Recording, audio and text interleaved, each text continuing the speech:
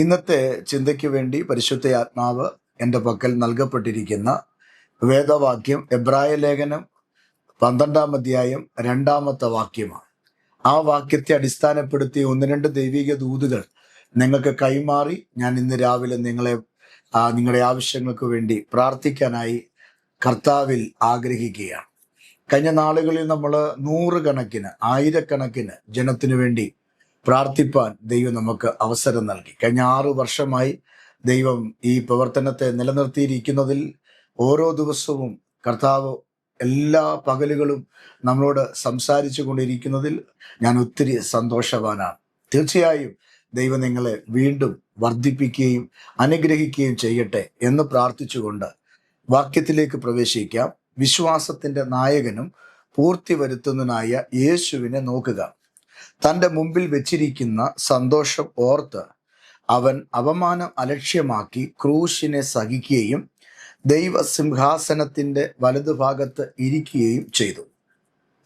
അനുഗ്രഹിക്കപ്പെട്ട നല്ല ക്രിസ്തീയ വചനത്തിനായി ഞാൻ ദൈവസന്നിധിയിൽ സ്തോത്രം ചെയ്യുകയാണ്.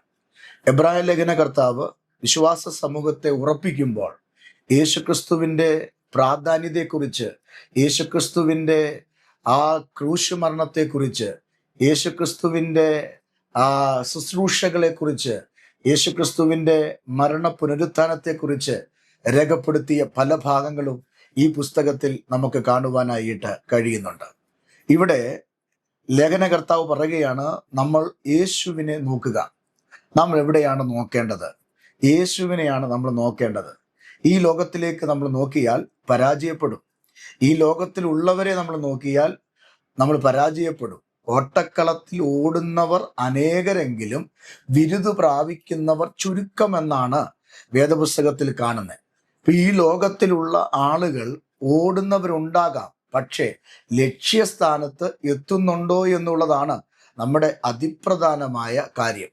അതുകൊണ്ട് പൗലോസ് അപ്പോസ്തലൻ അല്ലെങ്കിൽ ഈ ലേഖനകർത്താവ് പറയുകയാണ്, നമ്മൾ നോക്കേണ്ടത് യേശുവിനെയാണ്. എപ്പോഴാണ് ജീവിതത്തിൽ പ്രയാസങ്ങളും ബുദ്ധിമുട്ടുകളും കഷ്ടതകളും ക്ഷീണങ്ങളും സംഭവിക്കുമ്പോൾ, അപമാനങ്ങളും അതുപോലെ തന്നെ ക്രൂശ് പോലെയുള്ള പ്രതിസന്ധികളും ജീവിതത്തിൻ്റെ നേരെ ആഞ്ഞടിക്കുമ്പോൾ നമ്മൾ കർത്താവിനെ നോക്കണം എന്നാണ് ഇവിടെ ലേഖനകർത്താവ് പറയുന്നത്. എബ്രായ ലേഖനം 11-ാം അധ്യായത്തിൽ വിശ്വാസ വീരന്മാരുടെ, പഴയ നിയമ ഭക്തന്മാരുടെയും പുതിയ നിയമ ഭക്തന്മാരുടെയും വിശ്വാസത്താലുള്ള ജീവിതത്തെക്കുറിച്ചും ദൈവത്തിൻ്റെ പദ്ധതികളെക്കുറിച്ചും എഴുതിയിരിക്കുന്നത് കാണുവാനായിട്ട് കഴിയുന്നുണ്ട്. എന്നാൽ ഈ വക കാര്യങ്ങൾ 11-ാം അധ്യായത്തിൽ എഴുതിയിട്ട് ഞാൻ ആ ഭാഗത്തേക്ക് പോകാൻ താല്പര്യപ്പെടുന്നില്ല. വായിച്ച വാക്യത്തിൽ നിന്നുകൊണ്ട് ചില ദൈവിക ദൂതുകൾ കൈമാറാനാണ് ഇന്ന് രാവിലെ ആഗ്രഹിക്കുന്നത്. എബ്രായ ലേഖന കർത്താവ് 12-ാം അധ്യായത്തിലേക്ക് വരുമ്പോൾ പറയുകയാണ്, സാക്ഷികളുടെ ഇത്ര വലിയൊരു സമൂഹം നമുക്ക് ചുറ്റും നിൽക്കുന്നത് കൊണ്ട്. നോക്കുക, സാക്ഷികളുടെ ഇത്ര വലിയ സമൂഹം എന്ന് പറയുന്നത്, നിങ്ങൾ വേദപുസ്തകം വായിക്കുമ്പോൾ 11-ാമത്തെ അധ്യായം വായിക്കണം. ആ 11-ാമത്തെ അധ്യായത്തിൽ സാക്ഷികളുടെ വലിയ ഒരു ഗ്രൂപ്പിനെ അല്ലെങ്കിൽ സാക്ഷികളെ നമുക്ക് കാണുവാനായിട്ട് കഴിയുന്നുണ്ട്. ഇത്ര വലിയ സാക്ഷിയെ നിലനിർത്തിക്കൊണ്ട് പൗലോസ് അപ്പോസ്തലൻ അവസാനമായി 12-ാം അധ്യായത്തിലേക്ക് കയറിയിട്ട് പറയുകയാണ്, ഈ വിശ്വാസ നായകനും പൂർത്തി വരുത്തുന്നവനുമായ യേശുവിനെ നിങ്ങൾ നോക്കുക. ഇങ്ങനെ എഴുതിയിരിക്കുന്നു, ആകയാൽ സാക്ഷികളുടെ ഇത്ര വലിയൊരു സമൂഹം നമുക്ക് ചുറ്റും നിൽക്കുന്നത് കൊണ്ട് സകല ഭാരവും മുറുകെ പറ്റുന്ന പാപവും വിട്ട് നമുക്ക് മുമ്പിൽ വച്ചിരിക്കുന്ന ഓട്ടം സ്ഥിരതയോടെ ഓടണം. എങ്ങനെ ഓടേണ്ടത്? സ്ഥിരതയോടെ ഓടണം. എങ്ങനെ ഓടണം? സകല ഭാരവും മുറുകെ പറ്റുന്ന പാപവും വിട്ട് എന്ത് ചെയ്യണം? ഓടണം. ഓടിയിട്ട് കർത്താവിൻ്റെ ദാസൻ പറയുകയാണ്, വിശ്വാസത്തിന്റെ നായകനും പൂർത്തി വരുത്തുന്നവനുമായ യേശുവിനെ നിങ്ങൾ നോക്കണം. അപ്പൊ യേശുവിനെ നോക്കണമെങ്കിൽ 2 കാര്യങ്ങൾ ആദ്യം ചെയ്യണം. ആ 2 കാര്യങ്ങൾ ഒരു വിശ്വാസി ചെയ്തെങ്കിൽ മാത്രമേ, അത് ഫോളോ ചെയ്തെങ്കിൽ മാത്രമേ യേശുവിനെ നോക്കേണ്ടതുപോലെ നോക്കുവാനായിട്ട് കഴിയുള്ളൂ. എല്ലാവർക്കും യേശുവിനെ നോക്കാൻ പറ്റത്തില്ല. ഞാൻ യേശുവിനെ നോക്കുന്നു, യേശുവിനെ ഞാൻ അറിയുന്നെന്ന് പറയാം. പക്ഷേ യേശുവിനെ യഥാർത്ഥത്തിൽ നോക്കണമെങ്കിൽ, നോക്കിയാൽ യേശുവിനെ യഥാർത്ഥത്തിൽ ജീവിതത്തിൽ അനുഭവിച്ച് അറിയണമെങ്കിൽ 2 കാര്യങ്ങൾ നമ്മൾ ഉപേക്ഷിക്കണം. ഒന്ന്, അവിടെ പറയുകയാണ് സകല ഭാരവും. ഭാരം വെച്ചുകൊണ്ട് ദൈവസന്നിധി ഇരുന്ന പ്രാർത്ഥിക്കാൻ പറ്റുമോ?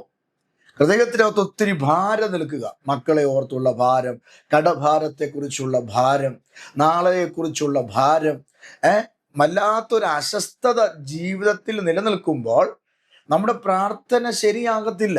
ചില ആളുകൾ പറയുന്നുണ്ട്, ചില ദൈവദാസന്മാർ പോലും എന്നോട് പറഞ്ഞിട്ടുണ്ട്, കർത്താവിൻ്റെ ദാസനെ പ്രാർത്ഥിക്കാൻ പോലും പറ്റുന്നില്ല, അത്രയ്ക്ക് ഹൃദയത്തിനകത്ത് വേദനയാണ്. അപ്പൊ യേശുവിനെ രുചിക്കേണ്ട രീതിയിൽ രുചിക്കുവാനും, യേശുവിനെ ആരാധിക്കേണ്ട രീതിയിൽ ആരാധിക്കുവാനും, യേശുവിൻ്റെ മുഖത്തേക്ക് നമ്മൾ നോക്കേണ്ടതുപോലെ നോക്കുവാനും റെഡി ആകണമെങ്കിൽ നമ്മുടെ ഉള്ളിലെ ഭാരം എടുത്തു കളയണം. എന്നിട്ട് രണ്ടാമത് പറയുകയാണ്, ഭാരം മാത്രം എടുത്ത് കളഞ്ഞാൽ പോരാ, മുറുകെ പറ്റുന്ന പാപം. നമ്മുടെ ശരീരത്തെ, മനസ്സിനെ മുറുകെ പറ്റുന്ന പാപമുണ്ട്. ചില നമ്മൾ വിട്ടിട്ടും നമ്മളെ വിട്ടുപോകാത്ത ചില രഹസ്യ പരസ്യ പാപങ്ങൾ. ഈ പാപങ്ങൾ വിട്ടുകളഞ്ഞെങ്കിൽ മാത്രമേ യേശുവിൻ്റെ മുഖത്തേക്ക് നോക്കേണ്ടതുപോലെ ഒരു ക്രിസ്തു ഭക്തന് നോക്കാനായിട്ട് കഴിയുകയുള്ളൂ. അങ്ങനെ നോക്കുന്ന ഒരു ദൈവവൈദ്യന്റെ ജീവിതത്തിൽ, അതുകൊണ്ടാണ് വേദപുസ്തകത്തിൽ വായിക്കുന്നത്, അവങ്കിലേക്ക് നോക്കിയവർ പ്രകാശിതരായി, അവരുടെ മുഖം ലജ്ജിച്ച് പോയതുമില്ല. അപ്പം ദൈവത്തിൻ്റെ മുഖത്തേക്ക് നോക്കിയാൽ ആ നോക്കുന്ന ആള് ഇരുണ്ടുപോകുകയില്ല, കരുവാളിച്ച് മുഖവുമായിട്ട് പിന്നെ ഇരിക്കത്തില്ല. യേശുവിങ്കലേക്ക് നോക്കിയാൽ അവൻ്റെ മുഖം പ്രകാശിക്കുകയാണ്. സകല സ്വസ്ഥതയും സമാധാനവും അവൻ്റെ ഉള്ളിലേക്ക് വരികയാണ്. അതുകൊണ്ട് പ്രശ്നങ്ങളും പ്രതികൂലങ്ങളും ഇല്ല എന്ന് ഞാൻ പറയുന്നില്ല. കഴിഞ്ഞ ദിവസം ഞാൻ എൻ്റെ ചർച്ചയിൽ പ്രസംഗിച്ചപ്പോൾ പറഞ്ഞൊരു ഭാഗമുണ്ട്, ഈ നിന്ന് ചിരിക്കുന്നതും സന്തോഷിക്കുന്നതും മറ്റുള്ളവരെ പ്രബോധിപ്പിക്കുന്നതും ജീവിതത്തിൽ എല്ലാ സുഖ സൗകര്യങ്ങളും ഉണ്ടായിട്ടല്ല, അല്ലെങ്കിൽ എല്ലാം ഹാപ്പി ആയിട്ടല്ല. പക്ഷേ പ്രശ്നങ്ങൾ പലതും മുന്നിൽ നിൽക്കുമ്പോൾ, വെല്ലുവിളികൾ പലതും മുന്നിൽ നിൽക്കുമ്പോൾ, രോഗങ്ങൾ പലതും ശരീരത്തിൽ നിൽക്കുമ്പോൾ, പ്രയാസങ്ങൾ പലതും ജീവിതത്തിൽ മാടി വിളിച്ചു കൊണ്ട് നിൽക്കുമ്പോൾ, ഒരു മനുഷ്യനെ സംബന്ധിച്ച് പിടിച്ചു നിൽക്കാൻ പറ്റാത്ത മേഖലയാണ് സംഭവിക്കുന്നതെങ്കിലും സന്തോഷിക്കുകയാണ്, നമ്മൾ ആനന്ദിക്കുകയാണ്, വിശ്വാസത്തിന്റെ വാക്കുകൾ പറയുകയാണ്. എന്താ കാര്യം അറിയാമോ? നമ്മുടെ ബലം കൊണ്ടോ, നമ്മുടെ കഴിവ് കൊണ്ടോ, നമ്മുടെ വിശ്വാസം കൊണ്ടോ അല്ല പ്രിയരെ, നമ്മുടെ ഉള്ളിൽ വസിക്കുന്ന യേശു ആയതുകൊണ്ടാണ്. അപ്പൊ പൗലോസ് സഭയ്ക്ക് ലേഖനം എഴുതുമ്പോൾ പറയുകയാണ്, യേശുവിനെ നിങ്ങൾ നോക്കണമെങ്കിൽ, യേശു നിങ്ങളുടെ ഉള്ളിൽ വരണമെങ്കിൽ, നിങ്ങളുടെ ഭാരം വിട്ട് ഫ്രീ ആയിട്ട് യേശുവിൻ്റെ അടുക്കൽ ചെല്ലണം. സ്തോത്രം. ഫ്രീ ആയിട്ട് യേശുവിൻ്റെ അടുക്കൽ ചെല്ലണം. അതാ ഞാൻ പറഞ്ഞത്. ചില ആളുകൾ പറയുന്നത്, മാസങ്ങളായി പ്രാർത്ഥിച്ചിട്ട്, ദിവസങ്ങളായി പ്രാർത്ഥിച്ചിട്ട്. നോക്കിക്കേ, പ്രാർത്ഥിക്കാത്ത ഒരാളുടെ ജീവിത അനുഭവം എങ്ങനെയായിരിക്കും? അവന്റെ ക്രിസ്തീയ ലൈഫ് എങ്ങനെയായിരിക്കും? പ്രാർത്ഥന എന്ന് പറഞ്ഞാൽ എന്തുവാണ്? ദൈവത്തോട് സംസാരിക്കുന്ന, യേശുവിനോട് സംസാരിക്കുന്ന ഒരു മാനദണ്ഡമാണ് പ്രാർത്ഥന. അപ്പോൾ കർത്താവിനോട് സംസാരിക്കുന്ന മാനദണ്ഡം പ്രാർത്ഥനയാണെങ്കിൽ, പ്രാർത്ഥിക്കാത്ത ഒരു വ്യക്തി ആരോട് സംസാരിക്കുന്നില്ല? യേശുവിനോട് സംസാരിക്കുന്നില്ല.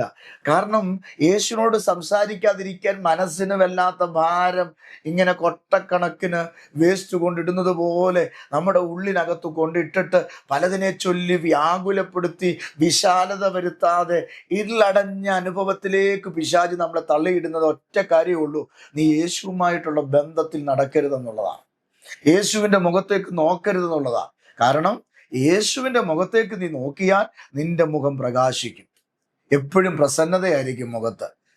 എന്താ അതിൻ്റെ കാര്യം? നീ നോക്കുന്നത് യേശുവിനെയാണ്.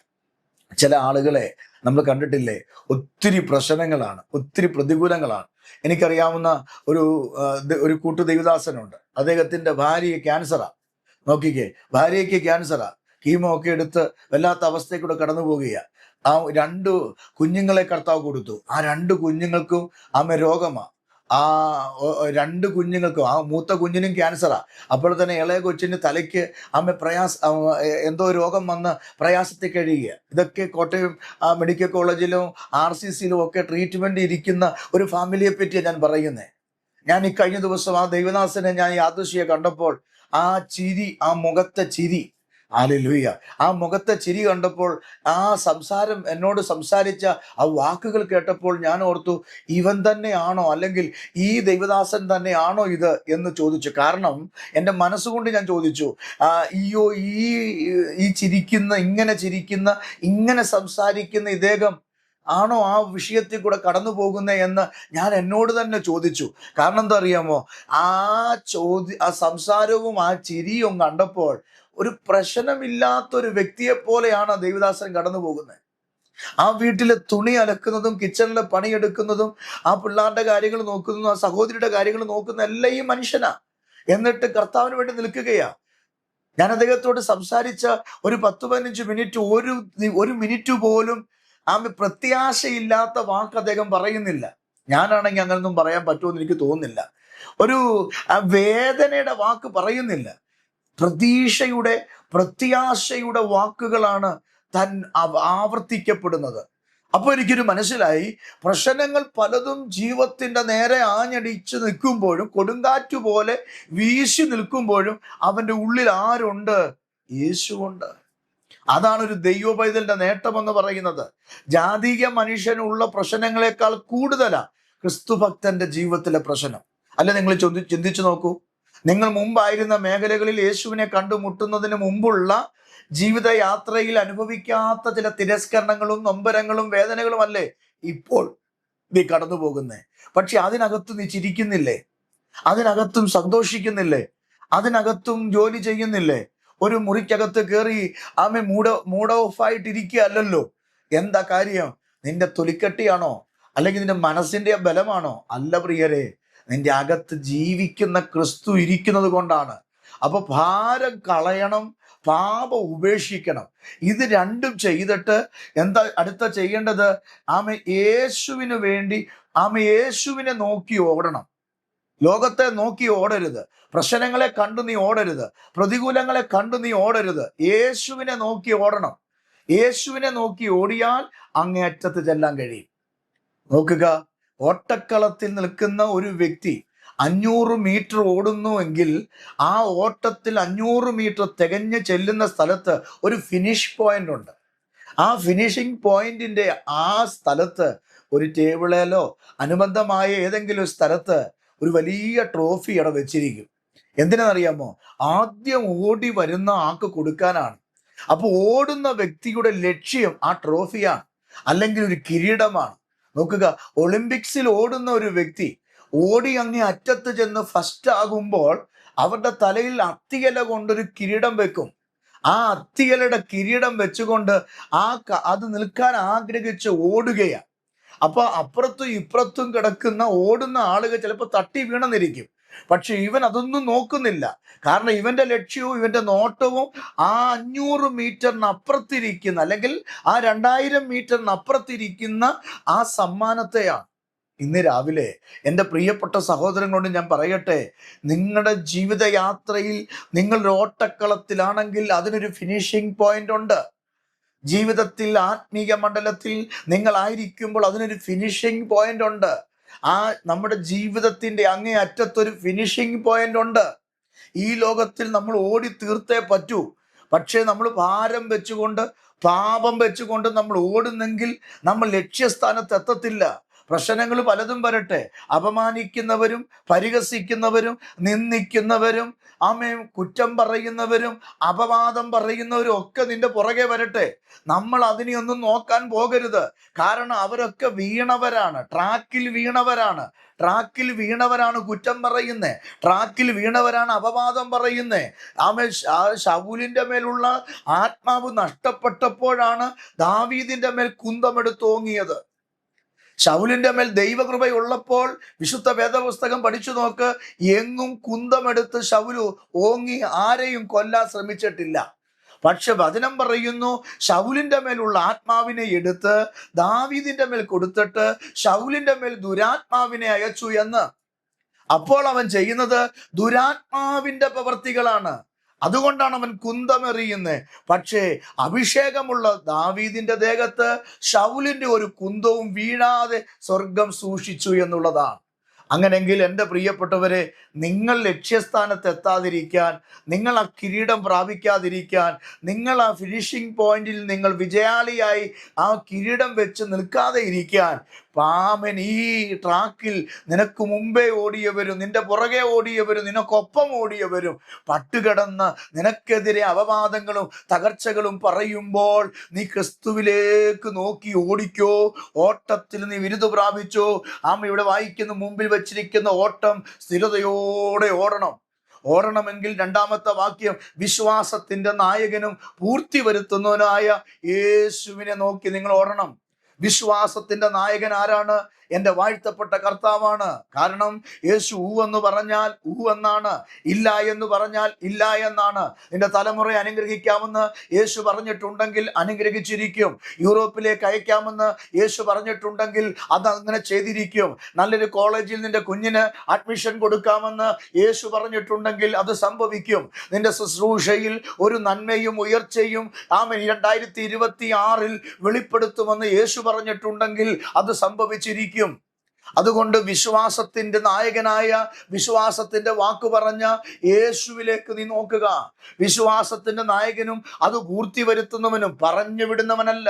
മനുഷ്യർ പറഞ്ഞു വിടും, വാഗ്ദത്തം പറഞ്ഞു വിടും. ഞാൻ അങ്ങനെയാക്കാം, ഇങ്ങനെയാക്കാം, അനുഗ്രഹിക്കാം, നന്മ തരാം, വിടുതൽ തരാം, ജോലി തരാം, വീട് തരാം, കൊച്ചുങ്ങളുടെ കാര്യം നോക്കാം. ഒത്തിരി വാഗ്ദത്തങ്ങൾ, വിശ്വാസത്തിന്റെ വാക്കുകൾ നിങ്ങൾ കേട്ടിട്ടുണ്ടാകും. പക്ഷേ ഈ 2026 കയറിയിട്ടും ഒന്നും നിവൃത്തിയായിട്ടില്ല. എവിടെയോ പരാജയപ്പെട്ട് കിടക്കുകയാ. എന്നാൽ ഇന്ന് രാവിലെ ഈ സന്ദേശം കേൾക്കുന്ന എൻ്റെ പ്രിയപ്പെട്ട സഹോദരങ്ങളോട് ഞാൻ പറയാ, വാക്കു പറഞ്ഞാൽ മാറാത്തവൻ, ഊവെന്ന് പറഞ്ഞാൽ ആമേൻ അരുളി ചെയ്തവൻ, ഊവെന്ന് പറഞ്ഞാൽ അത് ആമേൻ നാളെ മാറ്റി പറയാത്തവൻ, വാഗ്ദത്തം ചെയ്ത എൻ്റെ യേശുവിങ്കിലേക്ക് നീ ഓടുക. അവൻ പൂർത്തി വരുത്തുന്നവനാണ്, വിശ്വാസത്തിന്റെ നായകനാണ്. ചിലത് പൂർത്തി വരുത്തും. ഇന്ന് രാവിലെ ചില കുടുംബങ്ങളെ നോക്കി, ചില ദൈവദാസന്മാരെ നോക്കി, ചില ദൈവമക്കളെ നോക്കി ഞാൻ ഇന്ന് രാവിലെ പ്രവചിക്കുകയാണ്. ഇന്നലകളിൽ പൂർത്തി വരുത്താൻ കഴിയാതെ എവിടെയോ പാതി വഴിയിൽ മുടങ്ങിപ്പോയ ചില നന്മകൾ, ചില വഴികൾ, ചില ശുശ്രൂഷകൾ, ചില ജോലി മേഖലകൾ സ്വർഗം നിനക്ക് പൂർത്തിയാക്കി നിന്റെ കുടുംബത്തെ ആദരിക്കാൻ, നിന്റെ തലമുറയെ ആദരിക്കാൻ, നിനക്ക് വേണ്ടത് കരുതിത്തരാൻ എൻ്റെ കർത്താവ് ജീവിക്കുന്നു എന്ന് പറഞ്ഞാൽ ഇന്ന് രാവിലെ എത്ര പേർക്ക് ആമേൻ പറഞ്ഞു സ്തോത്രം ചെയ്യാൻ കഴിയും? ഇവിടെ പൗലോസ് അപ്പോസ്തലൻ പറയുകയാണ്, നിന്റെ ജീവിതത്തിലെ ഭാരവും നിന്നെ മുറുകെ പിടിക്കുന്ന പാവവും വിട്ടുകളഞ്ഞിട്ട് വിശ്വാസത്തിൽ നീ മുമ്പോട്ട് ഓടണം. അബ്രഹാമിനോട് പറഞ്ഞത് അങ്ങനെയാണ്, നിന്റെ ചാർച്ചക്കാരെ, നിന്റെ പുതുഭവനത്തെ വിട്ടു പുറപ്പെട്ട് ഞാൻ കാണിപ്പാനിരിക്കുന്ന ദേശത്തേക്ക് നിങ്ങൾ പുറപ്പെടണമെന്നാണ്. വിശ്വാസത്താൽ അബ്രഹാം പുറപ്പെട്ടു. മരുഭൂമിയിൽ പ്രശ്നങ്ങൾ വന്നപ്പോഴും ദൈവം അവന്റെ കൈക്ക് പിടിച്ചു. കൽദയ ശക്തികളും അതുപോലെ തന്നെ ലോത്തിന്റെ ശക്തികളും തനിക്കും തൻ്റെ ഇടയന്മാർക്ക് നേരെ വന്നപ്പോൾ ദൈവം അവന്റെ കൈക്ക് പിടിച്ചു. മരുഭൂമിയിൽ ദൈവം അവനെ ബഹുസമ്പന്നനാക്കി മാറ്റി. എന്താ കാര്യം? യഹോവ പറഞ്ഞ വാക്കിൽ അബ്രഹാം വിശ്വസിച്ചു. ഇന്ന് രാവിലെ യേശു പറയുന്ന വാക്കിൽ നീ വിശ്വസിക്ക്. യേശുവിൻ്റെ വാക്കിന്റെ മുമ്പിൽ നീ ആമേൻ നിന്റെ ജീവിതം സമർപ്പിക്കുക. കർത്താവിനെ നോക്കി നീ ഓട്. യേശുവിനെ നോക്കി ഓടിയാൽ ജീവിതത്തിൽ ദൈവത്തിൻ്റെ പ്രവൃത്തി വെളിപ്പെടും. അതുകൊണ്ട് ഞാൻ ഇന്ന് രാവിലെ ആ വാക്യത്തിൽ നിന്നുകൊണ്ട് ഞാൻ ഇങ്ങനെ പറയാം. ഈ 12-ാമത്തെ അധ്യായം 2-ാമത്തെ വാക്യത്തിൽ നാം വായിച്ചത് ഇങ്ങനെയാണ്, വിശ്വാസത്തിന്റെ നായകനും പൂർത്തി വരുത്തുന്നവനായ യേശുവിനെ നോക്കുക എന്നുള്ളതാണ്. നോക്കണമെങ്കിൽ എന്തൊക്കെ നോക്കണം? യേശുവിനെ നോക്കണം. യേശു അവിടെ എന്താണ് ചെയ്തത്? 2 കാര്യങ്ങൾ ഞാൻ എടുത്തു കാണിക്കാം. അവന്റെ മുമ്പിൽ വെച്ചിരിക്കുന്ന സന്തോഷം ഓർത്ത്. ആരുടെ മുമ്പിൽ? യേശുവിൻ്റെ മുമ്പിൽ വെച്ചിരിക്കുന്ന സന്തോഷം ഓർത്ത് നോക്കുക. പിതാവാം ദൈവം പുത്രനെ ഈ ഭൂമിയിലേക്ക് അയച്ചു. എന്നിട്ട് നമ്മുടെ മാനവജാതിയുടെ പാപത്തിന്റെ പരിഹാരത്തിനായി യേശുവിനെ ക്രൂശിൽ തറച്ചു. ക്രൂശിൽ കിടന്നു മരിച്ച ക്രിസ്തുവിനെ അരിമത്യക്കാരനായ ജോസഫിന്റെ കല്ലറയിൽ അടക്കം ചെയ്തു. അടക്കം ചെയ്ത യേശു 3-ാം നാൾ ഉയർത്തെഴുന്നേറ്റു. എന്നാൽ ഉയർത്തെഴുന്നേറ്റ ശേഷം തനിക്കൊരു പുനരുത്ഥാനമുണ്ടെന്നും തനിക്ക് ഒരു നിത്യതയുണ്ടെന്നും തിരിച്ചറിഞ്ഞ് പിതാവിൻ്റെ കൂടെ ഒരു സിംഹാസനം തനിക്കുണ്ട് എന്ന് തിരിച്ചറിഞ്ഞ് തൻ്റെ സന്തോഷം താൻ പൂർണ്ണമായി അംഗീകരിച്ചു. ആ സന്തോഷത്തെ ഓർത്തു ഈ ജനത്തെ തീയിൽ നിന്നും വെള്ളത്തിൽ നിന്നും വലിച്ചെടുക്കുവാൻ അധികാരം പിതാവ് പുത്രന് കൈമാറി. മേലായ നാമം കൊടുത്തു, ഉന്നതികളിലേക്ക് കൊണ്ടുപോയി, ശത്രുവിനെ അവന്റെ കാൽ കീഴെയാക്കി. ഇതെല്ലാം ഓർത്തപ്പോൾ ക്രിസ്തുവിന് സന്തോഷമായി. ഈ സന്തോഷത്തെ ഓർത്തുകൊണ്ട് യേശു കർത്താവ് എന്തു ചെയ്തു? ഒന്ന്, ആ വാക്യത്തിൽ നോക്കുക, ഒന്ന്, അവൻ അപമാനം അലക്ഷ്യമാക്കി. രണ്ട്, ക്രൂശിനെ സഹിച്ചു. മൂന്ന്, വലതുഭാഗത്ത് ഇരുന്നു.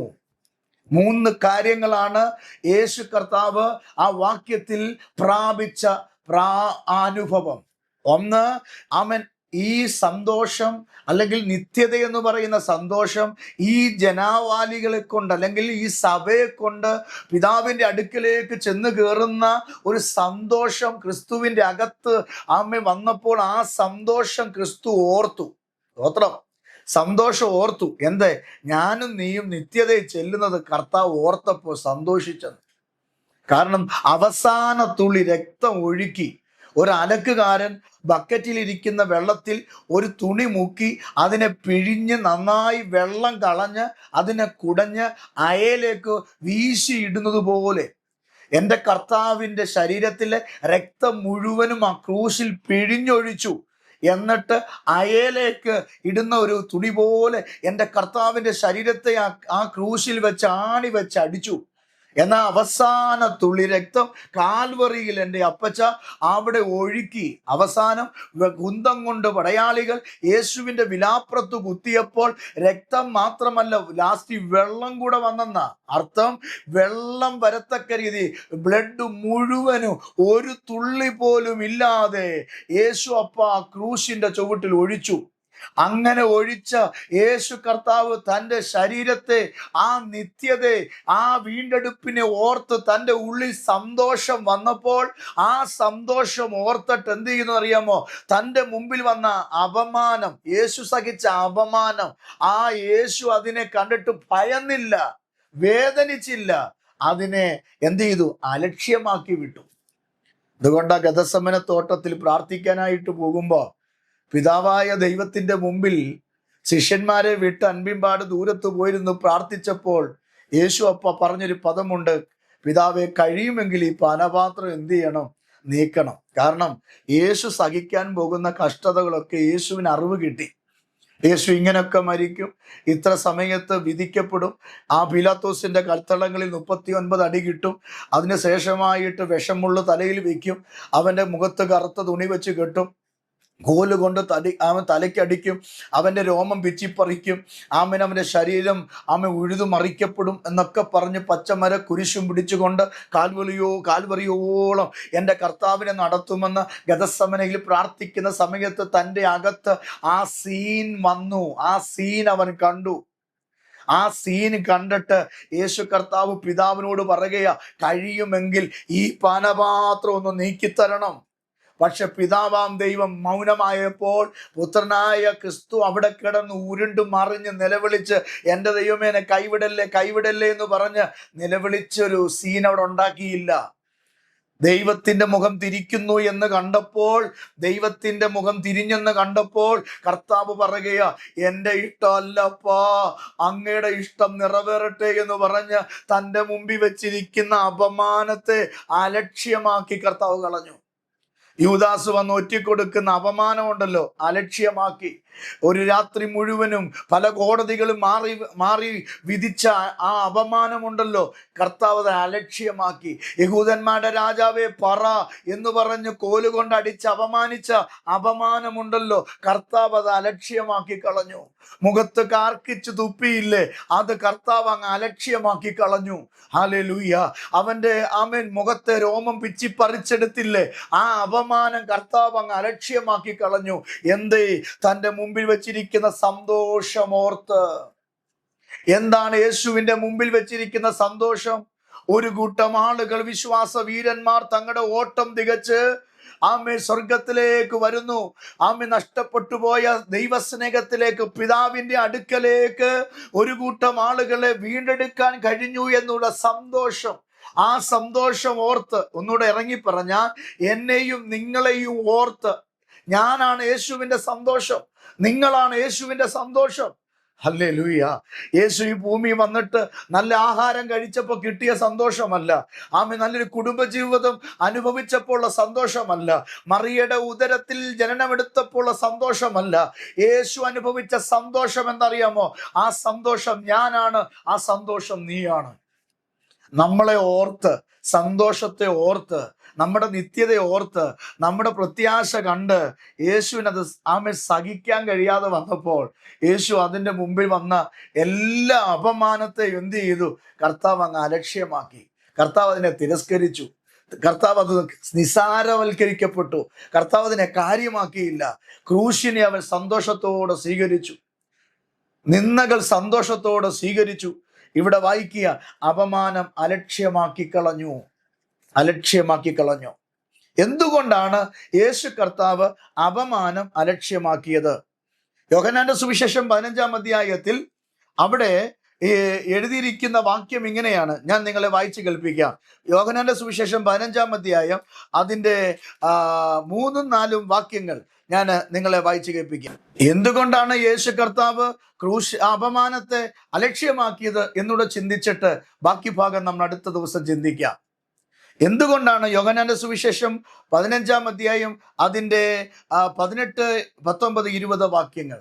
വാക്യം ഇങ്ങനെയാണ്: ലോകം നിങ്ങളെ പകയ്ക്കുന്നു എങ്കിൽ അത് നിങ്ങൾക്ക് മുമ്പേ എന്നെ പകച്ചിരിക്കുന്നു എന്ന് അറിവീൻ. കണ്ടോ, കർത്താവിനെ അപമാനിച്ചപ്പോൾ ആ അപമാനം അലക്ഷ്യമാക്കാനുള്ള കാര്യം. ലോകം കർത്താവിനെ പകച്ചു. എന്നിട്ട് നമ്മോട് പറയുകയാണ്, ലോകം നിങ്ങളെ പകയ്ക്കുന്നെങ്കിൽ എന്ത് ചെയ്യണം? നിങ്ങൾ എന്നെ പകച്ചിരിക്കുന്നത് നിങ്ങൾ എന്ത് ചെയ്യുക? അറിയുവേ. എന്നെ ഈ ലോകം പകച്ചു, എന്നെ ഈ ലോകം അപമാനിച്ചു. എന്നിട്ട് പറയുക, നിങ്ങൾ ലോകക്കാർ ആയിരുന്നു എങ്കിൽ ലോകം തനിക്ക് സ്വന്തമായവനെ സ്നേഹിക്കുമായിരുന്നു. നമ്മൾ അപ്പൊ ആരല്ല, നമ്മൾ ലോകക്കാരല്ല. അതുകൊണ്ടാണ് ലോകം പകച്ചത്. യേശു കർത്താവ് ഈ ലോകത്തിലുള്ളവനല്ല, അവൻ സ്വർഗീയനാണ്. അപ്പോൾ തന്നെ യേശു കർത്താവ് നമ്മോട് പറയുക, നിങ്ങളെ ആരെങ്കിലും പകയ്ക്കുന്നെങ്കിൽ നിങ്ങൾ എന്നെ നോക്ക്. നിങ്ങൾ പകയ്ക്കപ്പെടുന്നതിന്റെ അർത്ഥം നിങ്ങൾ ഈ ലോകക്കാർ അല്ലാത്തത് കൊണ്ടാണ്. എന്നാൽ നിങ്ങൾ ലോകക്കാർ ആയിരിക്കെ ഞാൻ നിങ്ങളെ ലോകത്തിൽ നിന്ന് തിരഞ്ഞെടുത്തിരിക്കുക കൊണ്ട് ലോകം നിങ്ങളെ പകയ്ക്കുന്നു. അപ്പൊ ലോകം നിങ്ങളെ പകയ്ക്കുന്നത് നിങ്ങൾ ലോകക്കാരായിരുന്നത് കൊണ്ടും, അപ്പോൾ തന്നെ ആ ലോകത്തിൽ നിന്നും ഞാൻ നിങ്ങളെ വീണ്ടെടുത്തത് കൊണ്ട്, ഇവിടെ വായിക്കുകയാണ്, തിരഞ്ഞെടുത്തത് കൊണ്ട്, ഞാൻ നിങ്ങളെ അഡാപ്റ്റ് ചെയ്തത് കൊണ്ട്. നോക്കുക, ഈ ലോകം നിങ്ങളെ എന്ത് ചെയ്യുന്നു? പകയ്ക്കുന്നു. അപ്പൊ ലോകം പകയ്ക്കാനുള്ള കാര്യം, ലോകം അപമാനിക്കാനുള്ള കാര്യം നമ്മൾ ഈ ലോകക്കാര് അല്ലാത്തത് കൊണ്ടാണ്. അതുകൊണ്ടാണ് ഒന്ന് യോഹന്നാന്റെ ലേഖനം 3-ാം അധ്യായം അതിൻ്റെ 1, 2 വാക്യങ്ങൾ വായിക്കുന്ന, കാൺമീൻ, നാം ദൈവമക്കൾ എന്ന് വിളിക്കപ്പെടാൻ പിതാവ് ഇത്ര വലിയ സ്നേഹം നമുക്ക് നൽകിയിരിക്കുന്നു. അടുത്ത വാക്യം ഇങ്ങനെ എഴുതിയിരിക്കുന്നത്, ലോകം അവനെ അറിയുന്നില്ല, നമ്മെയും ലോകം എന്ത് ചെയ്യുന്നില്ല? അറിയുന്നില്ല. കാരണം ലോകം നമ്മൾ ആരാണെന്ന് അറിയാത്തത് കൊണ്ടാണ് നമ്മളെ പകയ്ക്കുന്നത്. നിങ്ങളെ ആരെങ്കിലും പകയ്ക്കുന്നെങ്കിൽ, കർത്താവിന് നിമിത്തം, കർത്താവിൻ്റെ വിശ്വാസ നിമിത്തം, വിശ്വാസി എന്ന നിലയിൽ നിങ്ങളെ ആരെങ്കിലും പകയ്ക്കുന്നെങ്കിൽ, നന്മ ചെയ്തിട്ട് നിങ്ങളെ പകയ്ക്കുന്നവരുണ്ടെങ്കിൽ നിങ്ങൾ നിരാശപ്പെടരുത്, നിങ്ങൾ പ്രതികരിക്കരുത്, നിങ്ങൾ ദൈവസ്ഥിതി മുട്ടുമുടക്കി പ്രാർത്ഥിച്ചാൽ മതി. കർത്താവ് പറയുകയാണ്, ലോകം എന്നെയും പകച്ചതാണ്, എന്നെ അപമാനിച്ചതാണ്. അതുകൊണ്ട് അവിടുത്തെ റീസൺ ലോകം നമുക്കുള്ളതല്ല. 2, ലോകത്തിലുള്ളവരല്ല നമ്മൾ സ്വർഗീയമാണ്, നമ്മൾ തിരികെ പോകേണ്ടവരാണ്. യേശു തിരികെ പോയതുപോലെ നാമും തിരികെ പോകേണ്ടവരാണ്. യേശു തിരികെ പോയി വാസസ്ഥലം ഒരുക്കി വെച്ചിരിക്കുക. യേശു കർത്താവ് പറഞ്ഞു, ഞാൻ പോയിട്ട് നിങ്ങൾക്ക് ഞാൻ വാസസ്ഥലം ഒരുക്കി വെച്ചതിന് ശേഷം ഞാൻ വരും. എന്തിനാ? നിങ്ങളെ ചേർത്ത് കൊണ്ടുപോകാൻ. അതുകൊണ്ട് എൻ്റെ പ്രിയപ്പെട്ട സഹോദരങ്ങളെ, യേശുവിലേക്ക് നിങ്ങൾ നോക്കുക, നിങ്ങളുടെ ഓട്ടം സ്ഥിരതയോടെ ആക്കുക. യേശു കർത്താവ് ഞാൻ എന്ന സന്തോഷം, നിങ്ങളെന്ന സന്തോഷം ഓർത്തിട്ട് അപമാനം അലക്ഷ്യമാക്കി കളഞ്ഞു. ബാക്കി 2 കാര്യങ്ങളുണ്ട്: ക്രൂശിനെ സഹിക്കുക, വലതുഭാഗത്തിരിക്കുക. അത് നമ്മൾ അടുത്ത ദിവസം ചിന്തിക്കാം. ഇന്ന് ഞാൻ ഇത്രയും പറഞ്ഞ് നിങ്ങൾക്ക് വേണ്ടി പ്രാർത്ഥിക്കുകയാണ്. അപമാനം അലക്ഷ്യമാക്കിയ ക്രിസ്തു, യേശു ലോകത്തെ ജയിച്ചു. അതുകൊണ്ട് യേശു പറഞ്ഞു, ലോകത്തിൽ നിങ്ങൾക്ക് കഷ്ടമുണ്ട്, എങ്കിലും ധൈര്യപ്പെടുവേ, ഞാൻ ലോകത്തെ ജയിച്ചിരിക്കുന്നു. ഇവിടെ വായിക്കുകയാണ്, ലോകത്തിലുള്ളവരല്ല നിങ്ങൾ. ഈ ലോകക്കാരായിരുന്നെങ്കിൽ നിങ്ങളെ ഇത്ര അപമാനിക്കുകയോ പഴിക്കുകയോ ദുഷിക്കുകയോ ചെയ്യത്തില്ല. പക്ഷെ നിങ്ങൾ ലോകത്തിൽ ഉള്ളവരായിരുന്നു ഒരിക്കൽ. പക്ഷെ എന്താ സംഭവിച്ചത്? ഞാൻ നിങ്ങളെ ലോകത്തിൽ നിന്ന് തിരഞ്ഞെടുത്തത് കൊണ്ട് ലോകം നിങ്ങളെ പകയ്ക്കുന്നു. യേശു നമ്മളെ ഈ ലോകത്തിൽ നിന്ന് തിരഞ്ഞെടുത്തു. നമ്മൾ തിരഞ്ഞെടുക്കപ്പെട്ടവരാണ്. സ്തോത്രം. ഒരു കൊട്ടയ്ക്കകത്ത് കുറച്ച് ഫ്രൂട്ട്സ് ഇരിക്കുന്നു ചിന്തിക്കുക. അതിനകത്തുനിന്ന് നല്ലത് തിരഞ്ഞെടുക്കുന്നത് പോലെ നമ്മെ ഈ ലോകത്തിൽ നിന്ന് തിരഞ്ഞെടുത്തതാണ്. ആരാ നമ്മെ തിരഞ്ഞെടുത്തത്? നമ്മുടെ വീട്ടുകാരോ നാട്ടുകാരോ അമ്മാച്ചനോ കൊച്ചപ്പനോ അല്ല. നമ്മളെ തിരഞ്ഞെടുത്തത് ക്രിസ്തുവാണ്. യേശു നമ്മളെ തിരഞ്ഞെടുത്തു. അതുകൊണ്ട് ഈ ലോകത്തിൽ നിന്ന് നമ്മളെ തിരഞ്ഞെടുത്ത് അവന്റെ രാജ്യത്തിൽ നമ്മളെ ആക്കാനായി. ആ സന്തോഷം ഓർത്തപ്പോഴാണ് ക്രിസ്തു ആ സഹിച്ച അപമാനത്തെ അലക്ഷ്യമാക്കി കളഞ്ഞത്. അങ്ങനെയെങ്കിൽ ഇന്ന് രാവിലെ ഞാൻ വിശ്വാസത്തിന്റെ വാക്ക് അമ്മയോട് ഊട്ടി ഉറപ്പിച്ച് ഞാൻ നിങ്ങളെ ഓർപ്പിക്കുകയാണ്, പ്രാർത്ഥിക്കാൻ പോകുകയാണ്. നിങ്ങളുടെ ജീവിതത്തിൽ ഏത് പ്രതിസന്ധി വന്നാലും, ഏത് അപമാനം വന്നാലും, ഏത് പ്രതികൂലങ്ങൾ വന്നാലും, ഏത് തിരസ്കരണങ്ങൾ വന്നാലും, നിങ്ങൾ യേശുവിന്റെ മുഖത്തേക്ക് നിങ്ങൾ നോക്കുക. അതുകൊണ്ടാണ് വിശ്വാസത്തിന്റെ നായകനാണ്, പൂർത്തി വരുത്തുന്നവനാണ് ഈ യേശുവിനെ നിങ്ങൾ നോക്കുക. യേശുവിലേക്ക് നിങ്ങളുടെ കണ്ണുയർത്തുക. നിങ്ങൾ മറ്റാരുടെയും മുഖത്തേക്ക് നിങ്ങൾ നോക്കണ്ട. യേശു നിങ്ങളെ വിടുവിക്കും. യേശു നിങ്ങളുടെ സ്ഥിതിക്ക് വ്യത്യാസം വരുത്തും. യേശു നിങ്ങളുടെ തലമുറയെ മാനിക്കും. യേശു നിങ്ങൾക്ക് വേണ്ടി അത്ഭുതം ചെയ്യും. ഞാൻ നിങ്ങൾക്ക് വേണ്ടി ഇന്ന് രാവിലെ പ്രാർത്ഥിക്കാം. എൻ്റെ കൂടെ ചേർന്ന് ഒരു വാക്ക് സ്തോത്രം ചെയ്യുക. ഈ വചനം നിങ്ങൾ ആവർത്തിച്ച് കേൾക്കുക. നിങ്ങളുടെ ജീവിതത്തിൽ അനുഗ്രഹമായിരിക്കും. ഈ വാക്യത്തിന്റെ അടുത്ത ഭാഗം നാളെ നമുക്ക് ചിന്തിക്കാം. ഇത്രയും പറഞ്ഞ് യേശുവിലേക്ക് നോക്കാൻ ആഹ്വാനം ചെയ്തുകൊണ്ട് ഞാൻ പ്രാർത്ഥിക്കാം. കർത്താവേ, ഞങ്ങൾക്ക് നൽകിയ നല്ല വചനത്തിനായി സ്തോത്രം. ഞങ്ങളുടെ പ്രശ്നങ്ങളുടെയും പ്രതികളുടെയും നടുവിൽ ക്രിസ്തു അപമാനത്തെ അലക്ഷ്യമാക്കിയതുപോലെ ഞങ്ങൾക്ക് നേരിടുന്ന പ്രശ്നങ്ങളും പ്രതികൂലങ്ങളും ഒറ്റപ്പെടലുകളും അപമാനങ്ങളും വേദനകളും ഞങ്ങൾ അലക്ഷ്യമാക്കി കളഞ്ഞ് യേശുവിന്റെ മുഖത്ത് നോക്കി ഓട്ടമൂടി തികയ്ക്കാൻ ഞങ്ങളെ പ്രാപ്തരാക്കണമേ. ഈ ജീവിതയാത്രയിൽ ഞങ്ങൾ തളർന്നു പോകാതെ, ഈ ജീവിതയാത്രയിൽ ഞങ്ങൾ ക്ഷീണിച്ചു പോകാതെ, ഇതൊരു ഓട്ടക്കളമാണെന്ന് തിരിച്ചറിഞ്ഞ് ഞങ്ങൾക്കൊരു ലക്ഷ്യസ്ഥാനമുണ്ട്, ഒരു ഫിനിഷിംഗ് പോയിന്റ് ഉണ്ടെന്ന് മനസ്സിലാക്കി ഞങ്ങൾക്ക് വെച്ചിരിക്കുന്ന കിരീടം പ്രാപിക്കേണ്ടതിന് അങ്ങയുടെ മുഖത്ത് നോക്കി ഓടുവാൻ ഞങ്ങൾക്ക് പ്രാപ്തി നൽകുമാറാകണമേ. ഞങ്ങൾക്ക് പ്രശ്നങ്ങളുണ്ട്, പ്രതികൂലങ്ങളുണ്ട്, വേദനകളുണ്ട്, കഷ്ടതകളുണ്ട്, രോഗങ്ങളുണ്ട്, കടഭാരങ്ങളുണ്ട് കർത്താവേ, അപമാനങ്ങളുണ്ട്, പരിഹാസങ്ങളുണ്ട്, ചോദ്യചിഹ്നങ്ങൾ ഞങ്ങളുടെ മുമ്പിലുണ്ട്. എന്നാൽ ഞങ്ങളെ നന്നായി അറിയുന്ന യേശുവിന്റെ സന്നിധിയിൽ ഞങ്ങളുടെ പ്രിയപ്പെട്ടവരെ അടിയനെ കർത്താവിന്റെ കരങ്ങളിൽ ഇന്ന് പകൽ തരികയാണ്. കർത്താവെ, അങ്ങ് അലക്ഷ്യമാക്കി അപമാനത്തെ തിരസ്കരിച്ചതുപോലെ ഞങ്ങൾ ചിലതിനെ തിരസ്കരിച്ച് അപമാനത്തെ ഞങ്ങൾ അലക്ഷ്യമാക്കി കളഞ്ഞ് ക്രൂശിലേക്ക് നോക്കി ജീവിക്കാൻ, കർത്താവിന് വേണ്ടി ജീവിപ്പാൻ ഞങ്ങളെ പ്രാപ്തരാക്കണമേ എന്ന് പ്രാർത്ഥിക്കുന്നു. ഈ വചനം ആയിരക്കണക്കിന് ജനത്തിന് വിടുതലായി തീരട്ടെ. കർത്താവിലേക്ക് ഉറയ്ക്കട്ടെ, അവർ ധൈര്യം പ്രാപിക്കട്ടെ, അവർ ശക്തി പ്രാപിക്കട്ടെ. കർത്താവേ, പ്രാർത്ഥന കേട്ടതിനായി സ്തോത്രം. യേശുവിൻ നാമത്തിൽ തന്നെ ആമേൻ. ഇന്ന് വചനം കേട്ട പ്രിയപ്പെട്ടവരെ കർത്താവ് അനുഗ്രഹിക്കട്ടെ. ഈ വാക്യത്തിന്റെ ഒന്നാമത്തെ ഭാഗമാണ് നമ്മൾ ചിന്തിച്ചത്, അലക്ഷ്യമാക്കി അപമാനത്തെ അലക്ഷ്യമാക്കിയ കർത്താവ്. അതുകൊണ്ട് ഇനി അടുത്ത ഭാഗം ക്രൂശിനെ സഹിക്കുക, വലതു ഭാഗത്ത് ഇരിക്കുക. ആ ഭാഗത്തേക്ക് നമുക്ക് അടുത്ത ദിവസം ചിന്തിക്കാം. ഈ വചനം നിങ്ങളെ ആശ്വസിപ്പിക്കട്ടെ. മറ്റുള്ളവർക്ക് ഷെയർ ചെയ്താട്ട് നമുക്ക് ഒരുമിച്ചായിരിക്കാം. നാളെ ഇതേ സമയം അടുത്ത ദൂതുമായി നമുക്ക് ഒരുമിച്ച് കൂടാം. ദൈവം നിങ്ങളെ അനുഗ്രഹിക്കും, ദൈവം നിങ്ങളെ മാനിക്കും. ദൈവത്തിന്റെ പരിശുദ്ധ നാമം മഹത്വപ്പെടുമാറാകട്ടെ. ആമേൻ.